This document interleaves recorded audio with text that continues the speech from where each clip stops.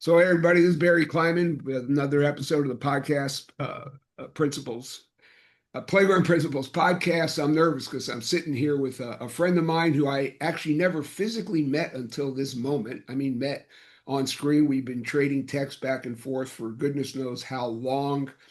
Michael Brown has been all around the world coaching basketball, playing basketball. We met online in the best of ways. Just like I met my friend Mo Howard, who sent me this shirt, and I promised him I was going to wear Philadelphia Black Basketball Hall of Fame shirts on some of these podcasts. Although Michael sent me a shirt from the BlackRock Foundation where he works, but I'm honored to be with him, and his stories of playground principles go from growing up in the Bronx. I'm going to let him share all this into now heading up a really vibrant organization. So, Michael, I could probably say a ton of things, but do me a favor and just take me from who you are and your playground experience and how you got to be you with a SF Giants hat, no less, because Mike, Absolutely. Michael's in Connecticut and I'm here in the Bay Area. But fire away, my friend. And it's nice to see you this morning. Same here, Barry. Thank you for having me as a guest on your podcast. I've been looking forward to it and glad that we finally got together. You know, Um, Barry, as you mentioned, a kid from the Bronx, and so much of my understanding of the world um, comes from growing up in the Bronx and the hours and hours that I spent on playgrounds, playing basketball, playing touch football, playing stickball. Now, the Bronx that I grew up in is totally different from the Bronx of today. Um, the Bronx that I grew up in was multi ethnic and multicultural before those became catchwords yeah, in American society. The 1950s Bronx was a working class neighborhood of Italian, Jewish, Irish, and some African Americans. Um, just to give you a brief history of New York, when European immigrants came to New York City, they settled in the Lower East Side of Manhattan. And when their children went to New York City public schools and got high school diplomas, then they were able to afford better accommodations. Uh, in the Black community, the migrants from Jim Crow South that came to New York seeking better opportunities, they migrated to the community of Harlem. yep. And when their children became high school educated and got steady, good paying jobs, they moved to the Bronx along with the second generation of the European immigrants. So the Bronx was, you know, uh, looked at as a step up. Um, our parks, our stores. I was an altar boy, and every Christmas did the Christmas Eve service and walked home after the midnight service at 1 o'clock in the morning, totally unafraid of anything negative happening. Yep. So I just paint that picture Mm-hmm. of the Bronx that I grew up in and how it shaped me and influenced who I became, along with the ability to play sports and learn the great lessons that playing sports in and on the playground teaches you, as your book so eloquently describes the meritocracy and uh, rules that permeate playground athletics, whether it be Philadelphia, the Bronx, uh, you know, Bridgeport, Connecticut, where I live now. And I didn't realize it at the time, Sure. but, those lessons and that, as you describe it, the meritocracy of athletics on the playground are lessons that help me navigate the world.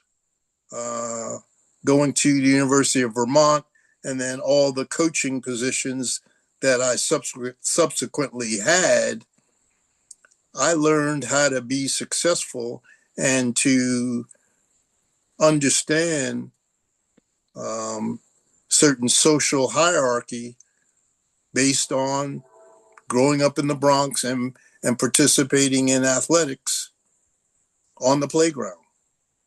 I'm going to go real quick. I'm going to interrupt you just to say that that coaching you discussed is Vermont, Cincinnati, USF out this way, Kansas, Mississippi State, Seton Hall, West Virginia, Fordham, and some head coaches stops along the way at Central Connecticut and Hunter College and John Jay College. So you know of what you speak is really what I'm trying to say. So that's all I'm going to say. But I just want to add context to all these comments for anybody listening, because maybe you're not the kind who's going to go brag about your resume, but I will.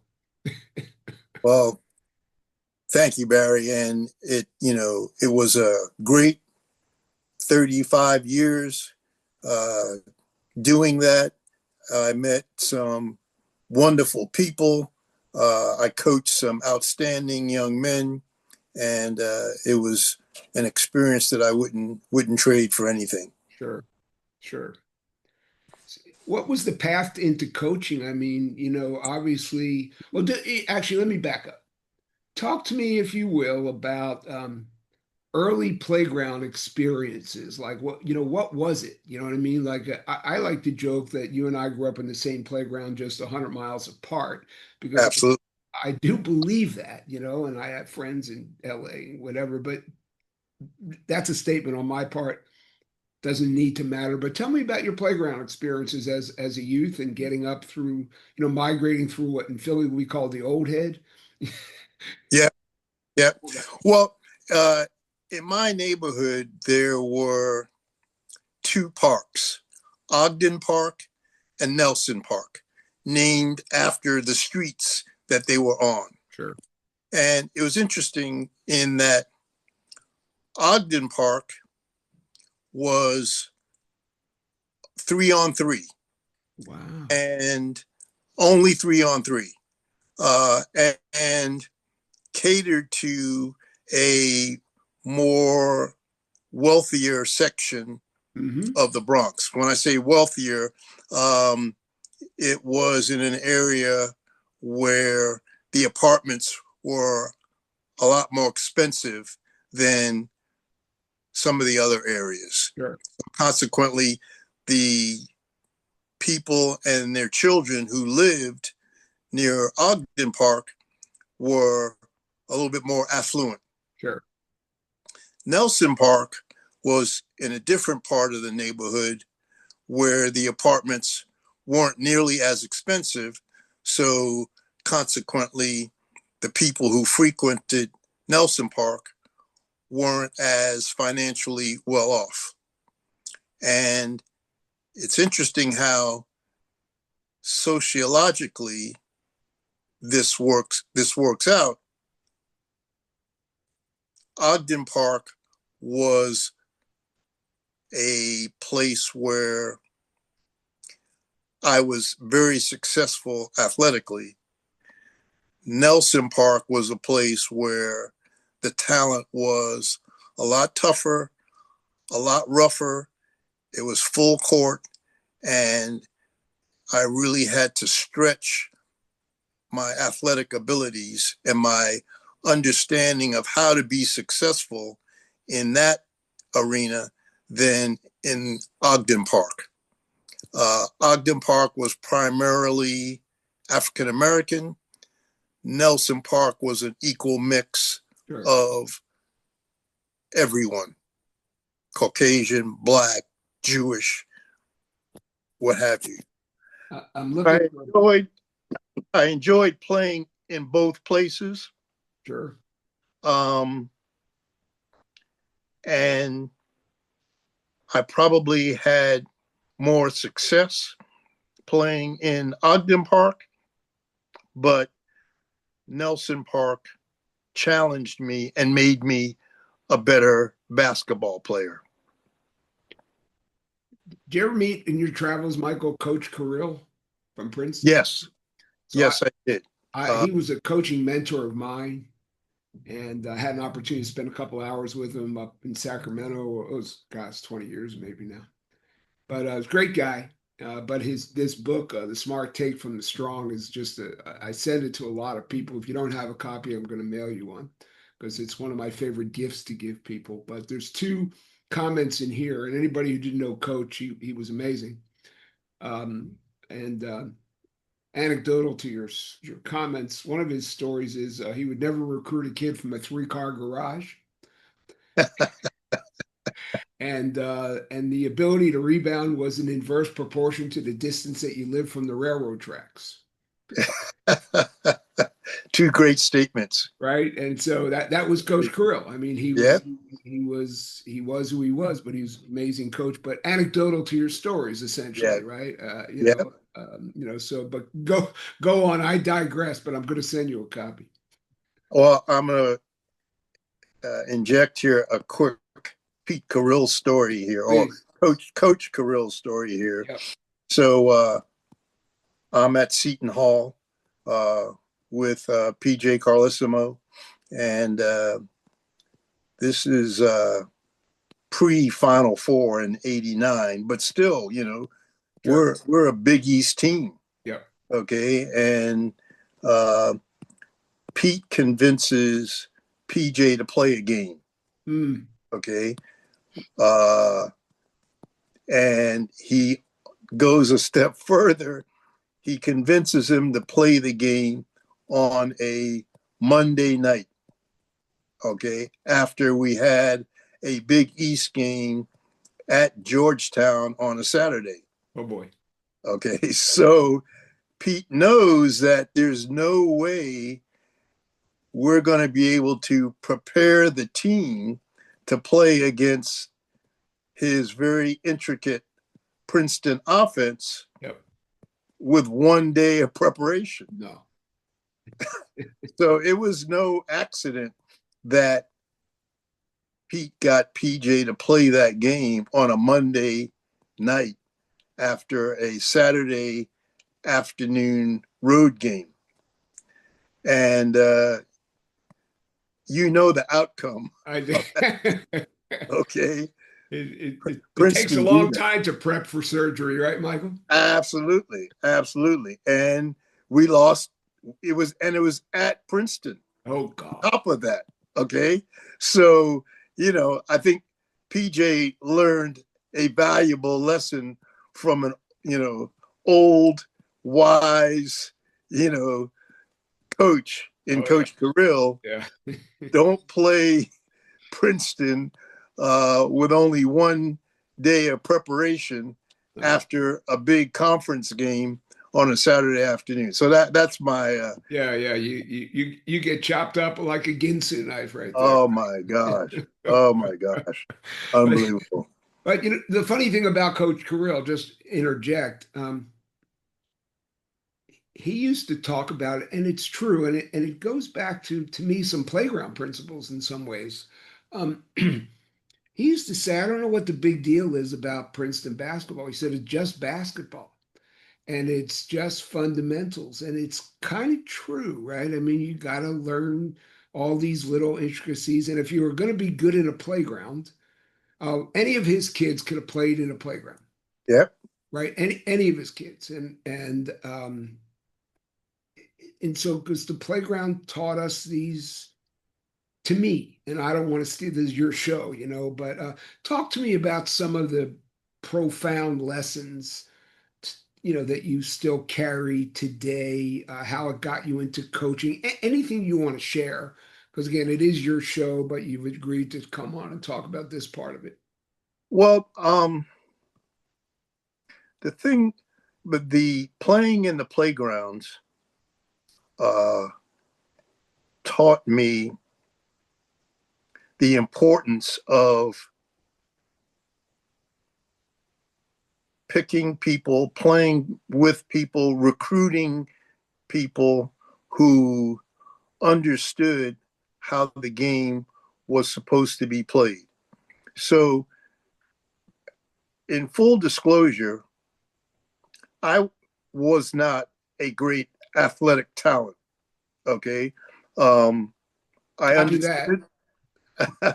I I understood the game. I loved the game, and um, had I had the SAT scores, I would have loved to play for Coach Carrill Sure. because that's the kind of player that I had to be Sure. in order to compete with more skilled, more athletic players, Yep. compete against Yep. more skilled and athletic players. Sure. In addition to that, um, I never got picked. Okay. If I showed up at Nelson Park or Ogden Park for that matter, guys who were had next or next after next never said, "Oh, I want Mike Brown on my Yeah. team." That just was not my reality. I had to get next, if it was 2 games or 3 games, Sure. but get online to the point where it was my turn and I could pick the Sure. 2 guys if it was 3-on-3, or the 4 guys if it was 5-on-5 that I wanted to play with me. Because of that, I developed a eye for who played well, who understood the game, and who was going to help my team win. Because if I didn't win, I didn't stay on the Yeah. court. No. And as I mentioned earlier, no one was picking me to play on their team. So that helped me as a youngster develop an eye for how to play the game and who was willing to play the game correctly. Because even on the playgrounds, the people who were successful most of the time were the people who played the game the right way. Sure. Yeah, you couldn't And afford to lose, right? I mean, that's the point. exactly. And especially when I was on the court, not a tremendous athlete, I needed 4 guys around me who understood how to play so that we would have a chance against a team that was very athletic or, superior to us in talent. My guess is you won a few games though. Yes. Yes. Because, you know, not usually, I always picked 4 other guys who knew how to play, played unselfishly, and wanted to win. Yeah. They weren't just out there playing to play.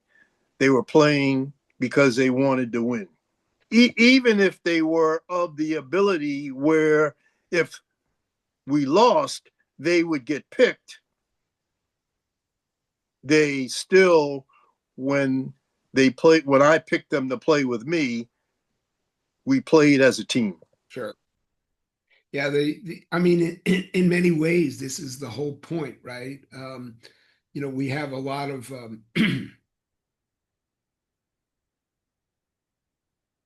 chest pounding right now, and it's about me, and I got 40. Did you win? No, but I got 40. Yeah.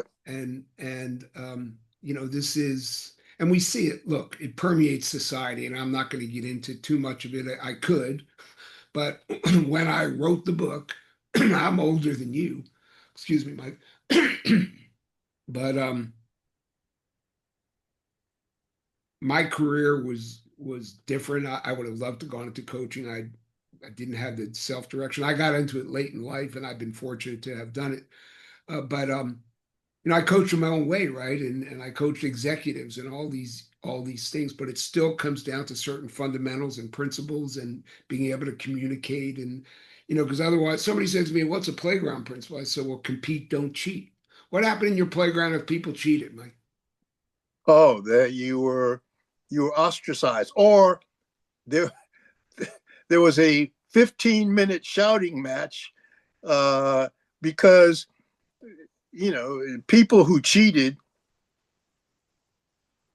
usually there was, not usually, I'd say most of the time, there was someone on the other team who said, no, we're not having that.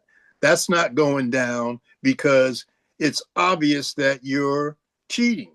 Right. And what would happen is the cheater couldn't, or usually wouldn't, back down, because then he would be labeled as a bold-faced cheater, even though everyone, including his teammates, knew that the call was bogus and he Sure. was trying to get away with something. So, and the other team would refuse to allow the cheater to be successful. So usually after 10 minutes, 15 minutes of arguing back and forth, they would shoot fingers to decide who got the ball, which is essentially, a jump ball to see who would get the ball. Sure. But the cheater was never acknowledged and his bogus call was never honored. Was that person picked often again when you start cheating? It's the message, for me is well, you said it. You've said it 6 times here already beautifully. One of the playground principles is make people around you better, right? And I mean, you could probably tell me 30 stories from Kansas or Seton Hall or Fordham. I mean, look, Coach Carrill probably taught Coach Carlissimo a lesson of getting made better the night they went to Jadwood and got chopped up with a Ginsu, but you learn to get better. I actually met Coach Carlissimo out here at the Olympic Club, and before that, he was with the V Foundation at a dinner. But no, I mean that's the ultimate goal, and I think for me, I think if we lose this. So let me ask you different. Well, if we lose it, we're in trouble, in my opinion. Obviously, that's why I wrote the book. Excuse me. When so you went on after you graduated Vermont, Coach? Yes. And what year was that? It's 1973. And then when did you start your coaching? Uh, right away the next year. At Vermont. At Vermont, yes. You're a catamount. Yes, exactly. I know it Exactly. well. I have a nephew played tennis at Vermont from down Philly way. Great school, and they actually wound up to build a really very good basketball program and so forth. But when did you, along the way of your 30 years, did you start to notice with players and the young people that you had the opportunity to coach and work with, did you notice any sort of and I'm not trying to seed the clouds here because it's an interesting retrospective. I think I told you I spoke with Coach Martelli the other day, and he and I talked about it pretty passionately. Did you notice any sort of messaging system or ethos or whatever as you went on in your career where this playground kind of mindset and meritocracy started to change, or that you had to make your messaging as a coach a little bit different to get the same basic message across, like loose ball, get on the ground and get it sort of a thing? Because, you know, I noticed it as I coached, but that was many years later. But did you notice the worm turning at all along the way? Barry, Is my question clear? yes. Okay, Oh, cool. absolutely. Absolutely. And I can't honestly say Sure. that I did notice a change because it was something that I instilled and that I demanded, and something, a quality that I looked for in the young men that I recruited. And then, and again, that all stemmed from my playground experiences in the Bronx. You know, I had a very difficult time recruiting someone who didn't know how to play, regardless of how talented they Yeah, were. All right. Or someone who was a selfish player. sure. Again, regardless of how talented they were. So, you know, No, yeah, that makes perfect sense. yeah. Yeah, So perfect sense. so I didn't really, I can't really recollect ever having said to myself, wow, things are different now. Well, that's Um, interesting, and so maybe the question wasn't a great question because I wonder when for about a dozen years, Ben Braun and I were very, very close when he was here at Cal. And I used to go watch games with him, about this player, that player. And, what do you think? What do you think? And my crucible, my filter was your filter. I would always say to myself, I said, look, you know what you're looking for, 3 or 5, or, whatever, a stretch, I don't know, whatever. My thing is, would I want to play with that guy? Would I want to be on his team?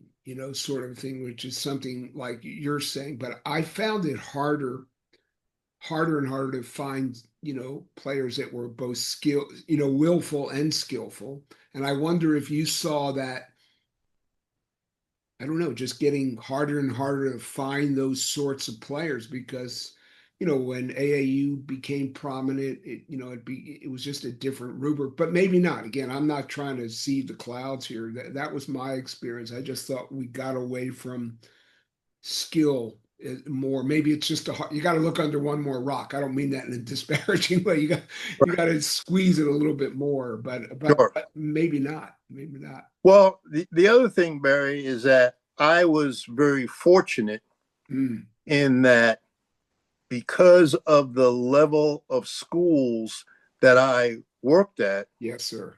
I was always in situations where I was recruiting young men who were, in the top 200 of high school seniors in Yep. the country, Yep. um, or top 100 of junior college sophomores in the country. So, because of their positioning and their talent level, young men on that level of the game usually came from high school programs where they were coached well and they understood how to play. Sure. For how long have you been away from it, Mike? Coaching. My last job was in 2003. Mm, okay. So I've been away from it for 20 plus years. I think it's changed significantly even in that period of time. But I mean, look, you were very fortunate, and your experiences are unbelievable. I keep looking down at my paper here, and man, you were just amazing. I'm so happy for you that you had that sort of those sorts of experiences. Um, Tell me, in 2003, is that what you said? Yes, 2003. Um,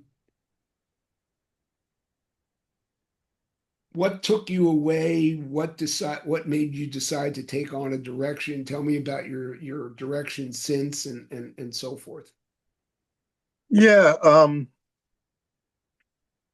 there with every coach there comes some confluence of events that lead to putting that whistle away. Yep. And sometimes most of the times, it's not something that the coach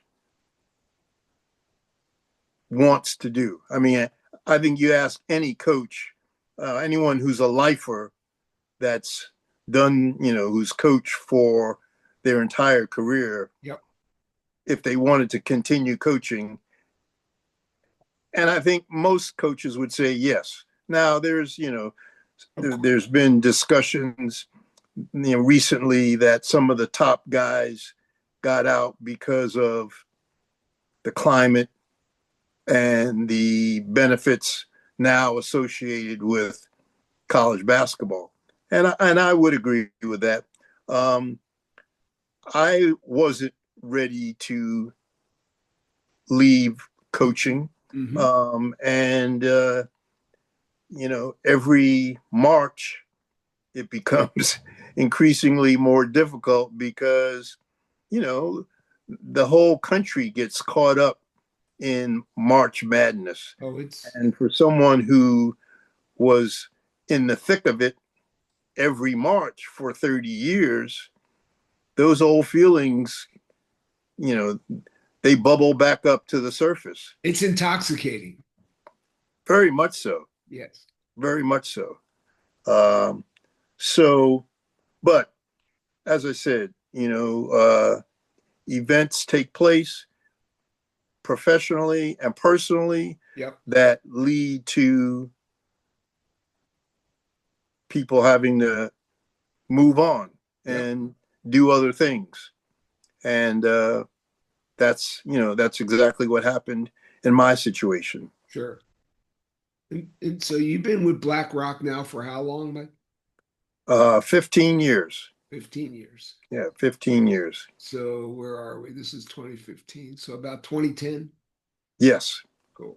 It started very innocently, Barry. A local AAU coach approached me and asked me if I would come watch one of his athletes work out because the young man didn't have a scholarship, and it was, April of his senior year.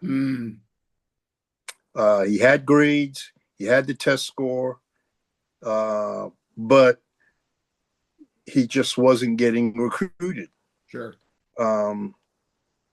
So reluctantly, I went and watched the workout, and I assessed that he was a Division II player. So I called a Division II coach that I knew. And he just so happened to be looking for a guard. He came up the next day. He called the AAU coach and arranged a workout the next day. And in 48 hours after my phone call, the young man had a full scholarship. Nice. So, I thought about that, and as I said earlier, my last coaching job was in 2003. This was 2010, and I realized, hey, I still have some juice, as the kids say. I still can pick up the phone, and there are people in coaching who recognize, hey, if Mike Brown says the kid can play, I need to go see him. There you go. And that was the first young man that the BlackRock Foundation sent to college. Oh, wow. Now, it wasn't the BlackRock Foundation then. It was just me going to see a kid work out, calling a coaching friend, and the young man winding up getting a full scholarship to go play basketball. Wow. And I did that same procedure again and again and again. And eventually someone said, look, you need to start an organization start a foundation and pursue this. And that's when the idea of the Black Rock Foundation came into existence. How cool. So that was the embryo, basically. Exactly. Yeah. And then, the pandemic hit. Yeah. Okay. And even before the pandemic, I recognize that there are a lot of people in certain communities that need help, that need assistance with food, that need assistance with books, that need assistance with clothing. Amen. And I had the wherewithal to provide those things through connections, through friends, just by asking people. Yep. And so the Black Rock Foundation grew from an organization that helped send young men to college to play basketball to an organization that also served the community and helped underserved families and children with things that they needed. So this is such a great story, Mike. I'm sorry to interrupt you, but I'm kind of getting palpitations about it. Keep going. well, I have something I have to say. Barry, I'm going to, in full disclosure here, and I've thought about writing this, and maybe after explaining it here on your podcast, it'll give me the courage to write it. I grew up in the projects. Now, they weren't looked at in a negative light then as they are now. But I've been hungry, Barry. Okay. My parents divorced. It was contentious. My mom didn't allow my dad to see us. She was a single mother with 3 boys to feed. I've been hungry. I know what it's like to not have money, to grow up poor. And I think that surprises people because they see the finished product. They see the guy that, went to the University of Vermont and coached at all these big time schools and then, was able to send his son to private schools. But the beginning was from very humble roots. So when I encounter people who don't have enough to eat, or don't have books for their kids, or don't have winter coats, or, need certain services, I always do what I can to help, because I've been there and I know what it feels like. I mean, it's so good on you, man. I mean,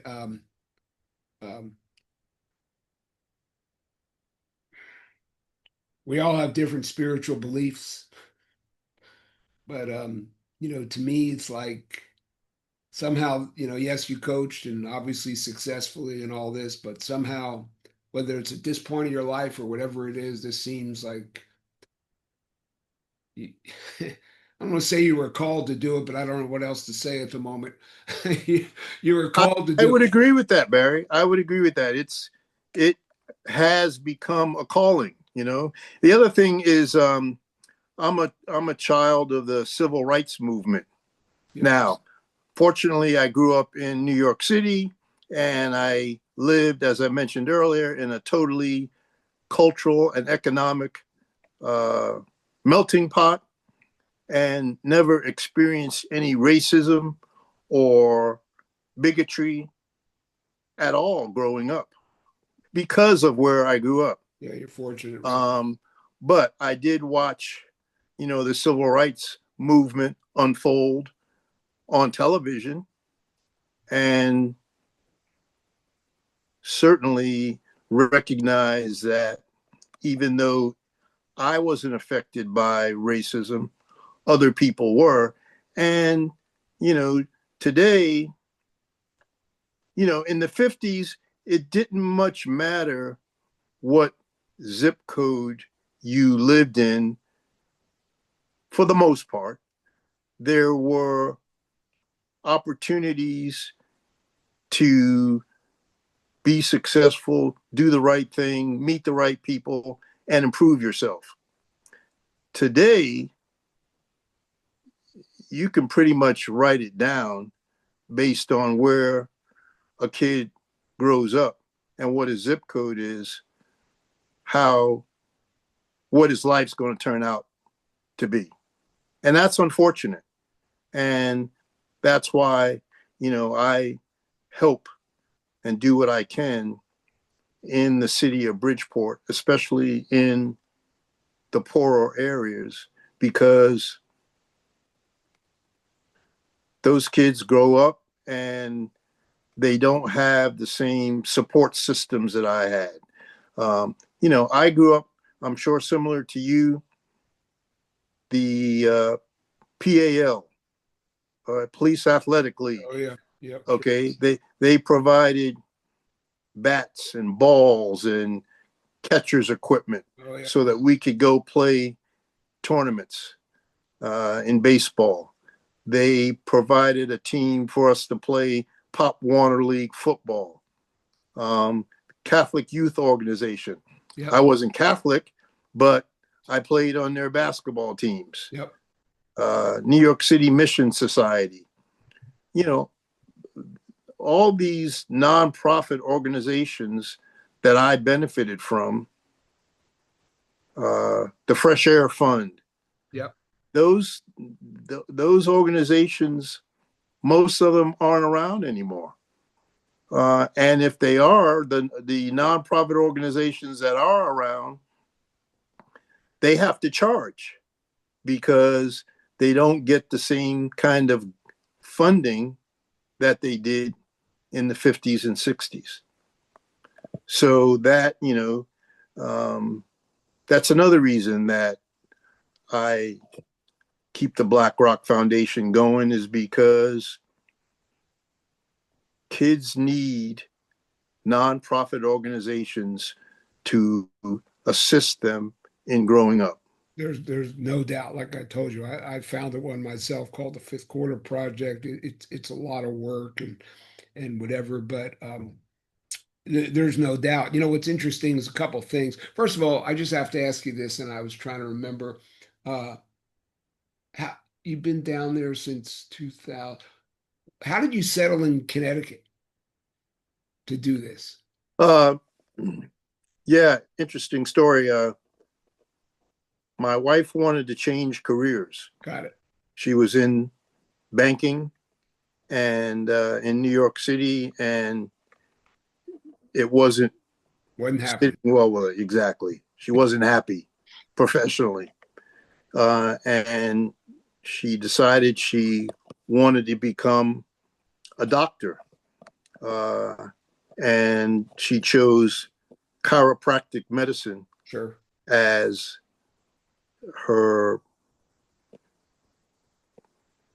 the direction that she wanted to go in.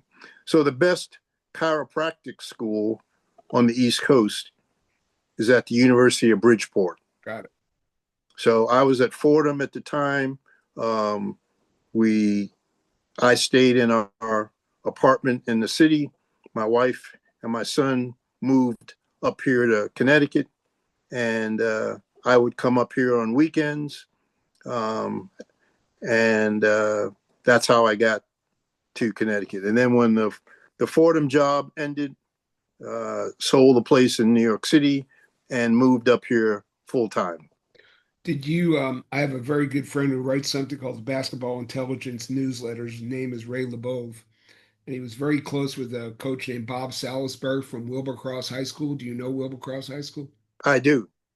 I do. Yes. Bob sat with me on a podcast very similar to this. He's like, I think he's 96 now, bless his heart. He's just Yep. amazing and lucid and a very interesting man. And so I was just kind of putting two and two together. So there's a couple things. Um, you're right about the zip codes these days, which again goes back to the only quote, mine in the book, The World Changed for the Worse When We Lost a Meritocracy of the Playground, because years ago when you and I were younger, it was meritocracy, and now it's getting a little bit harder. You got to almost maybe have to be somewhere to get equal, choices. But, the other thing I write about in the book, and you're proving this out, is, connection. And, connection I talk about with self. I say it's oxygen. And here you are sitting in this role where, again, you were, who knows how it happened, you know, the fairy dust or whatever it was, but here you are and you're 73 years old, but you have a footprint that could be any size possible, right? To help people. And yes, it's great to coach, and I'm with you. I didn't do it at your level, but I did it, and I did it for some time. And it is infectious. But here you are, and you have this chance to have a footprint that's so large and touch so many lives.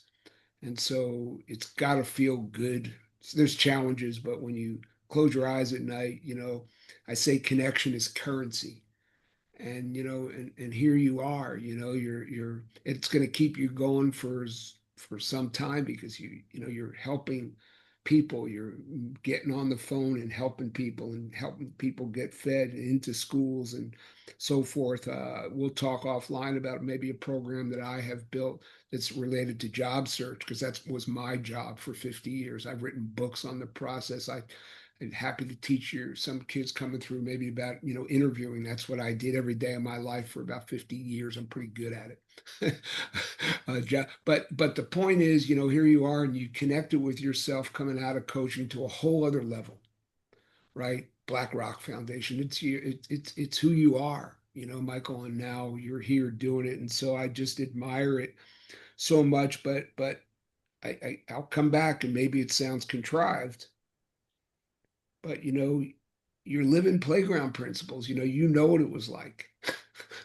you know you knew how to associate with better people and worse people, and how to lift people up. You're lifting people up right now, every day of your life, with BlackRock. And so I just admire it, and I'm so proud to know you, and I'm grateful that you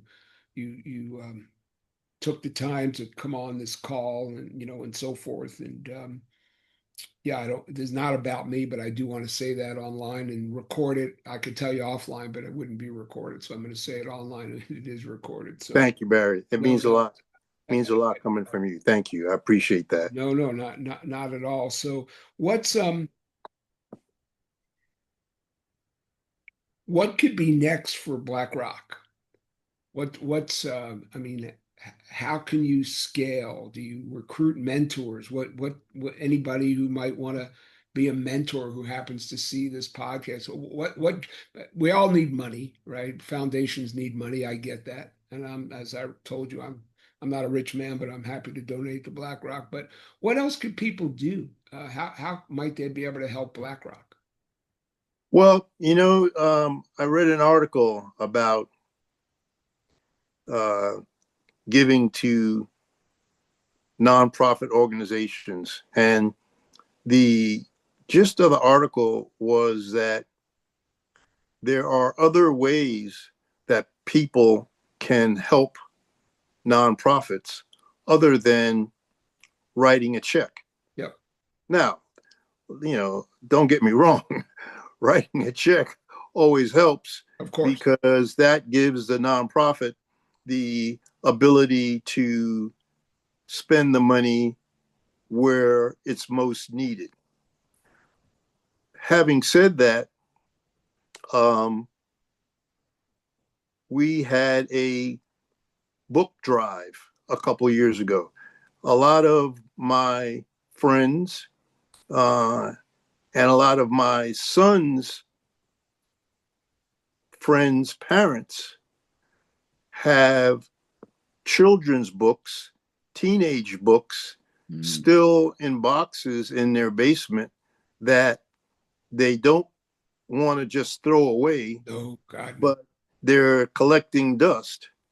And so we established a library in one of the local community centers Nice. with books that people sent in to the Black Rock Foundation. We also wanted to teach boys, most of whom don't have a dad at home, Yep. how to tie a tie.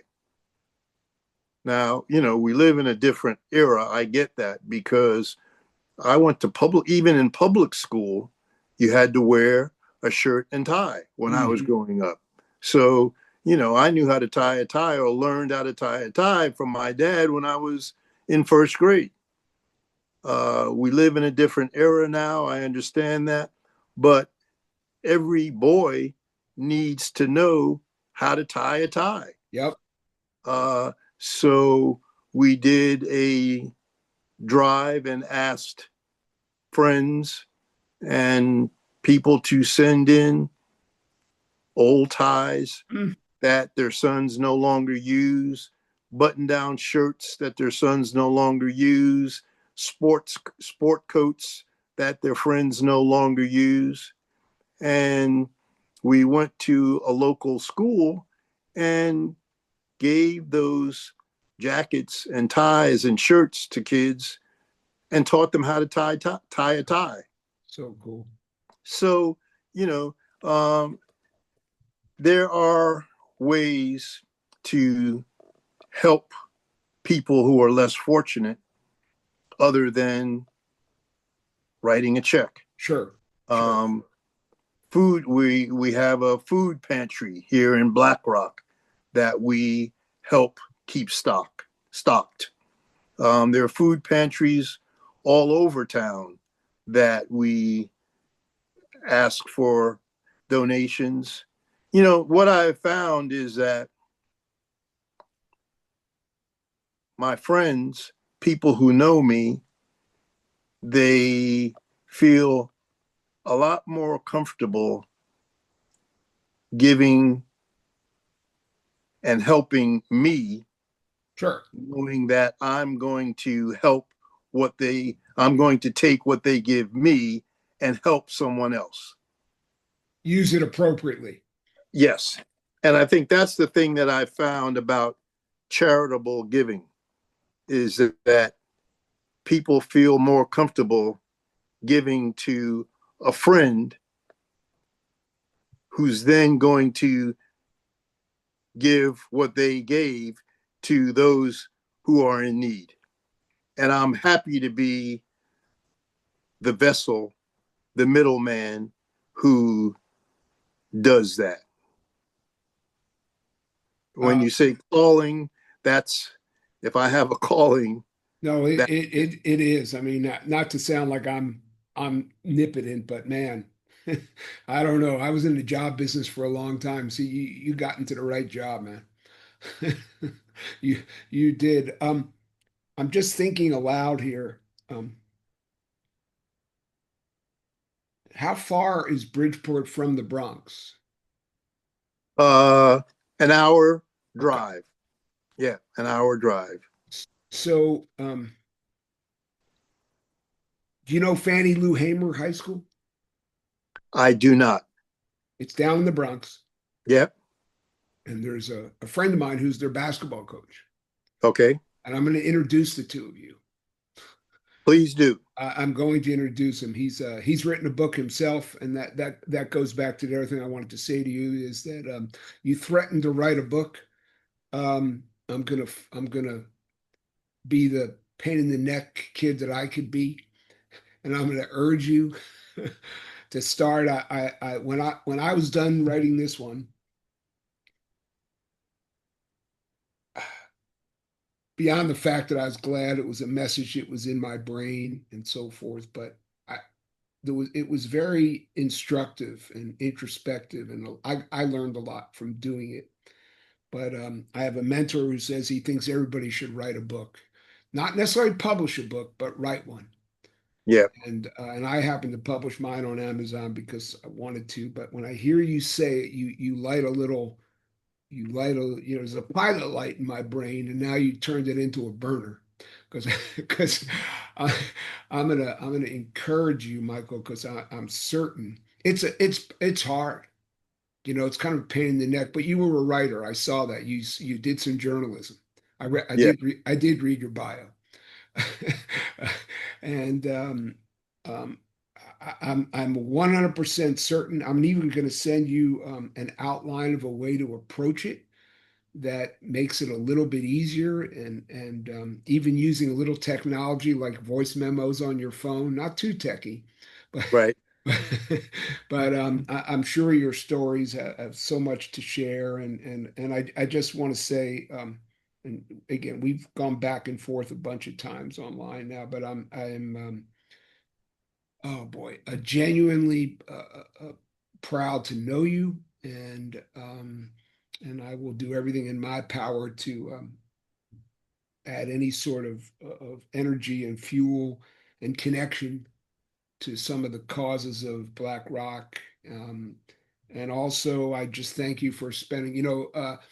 Somebody said the other day that somebody was giving him a bad time because he wore an expensive wristwatch. And so, why do you need to have an expensive wristwatch? He said, well, I want to remind myself of how valuable time is. Mm, It was a beautiful metaphor, mm. and he meant it. I know the guy, and so I bring it up here because you you spending some of your valuable time here with me is something that I really am appreciative of. And time is the ultimate. What did Mark Cuban say? Time is the most valuable resource we don't own. I don't know if you got the last chapter in my book, but I talk about a book called 4,000 Weeks, and it's a pretty sobering book, but it's one of the reasons I sat and wrote it. So I value this time so much, man, and I'm so appreciative of it. My pleasure, Barry. Spend it My pleasure. with me. I've been looking forward to this for a while, and I'm Yeah, so glad we got it done. yeah, me too. And we'll talk more certainly. But any closing comments, at least for this one, right now? Just Barry, what you're doing and the message that you're spreading is great. Thank you. Um, and needs to be amplified, because there are a lot of good people associated with basketball.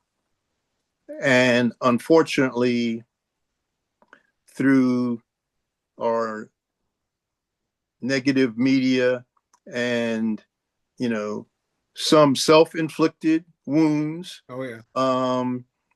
the basketball community is not looked upon with the high regard that I think it should be. It certainly can be. Yes, I agree with That you. it can be, absolutely. Yeah, it certainly. And you play a big part in helping promote the positive aspects of the game Yeah, and the camaraderie that the game establishes. I don't remember or miss the games. What I miss is the locker room, the bus rides, the dinners, and the camaraderie with the players and the coaches. And through your great book and your podcast, you bring your readers and your listeners a little bit closer to what actual, as you call it, playground meritocracy is all about. And that includes the association and respect that you garner from the people who you play with. And I got Mark Bryant, who was our first big recruit at Seton Hall and was the beginning of us turning the program around. Sure. Now, he was a freshman in 82, 83. Time flies, Mike, huh? Yeah. And, I'm still in contact with him. Beautiful thing. Well, unfortunately, his dad passed away last week. And, we have a text chain, an email chain amongst us, all of his teammates. And, I'm on that chain, and I got a text that Mark's dad had died, and I then relayed the information to PJ. And, that's, you can't, those kind of relationships, that's the meritocracy that you speak about, the love and the appreciation. And, 1982 was a long time ago, Barry, but those bonds, they'll never be broken. And hopefully, again, I will say this, this conversation, this one that you and we never rode on a bus together, never had a meal together, or any of those, locker room together, but we did on some other plane. Yeah. Right. And it's that's really what I speak about, because, there's so many ways to connect, but it's in our roots, right? It's just in what, we know matters so much. And it's this connection. I don't know. I could go on. I'm not going to, I'll spill it. Last thing I'm going to say is you definitely would be someone who I would pick to play with. Well, and that's just based on our interaction and our conversations. And, now we probably have to get 3 studs to play with us, but yeah, I definitely enjoy playing with you. Thank you. I'll say this about my game. If you were open, I was going to find you. I could tell that. I could tell that. That comes across. I was going to find you. That comes across in our conversation. That's what I meant. So, Barry, thank you for this opportunity. It means a lot to me, brother. Ditto. Stay safe. We'll talk soon. You do the same.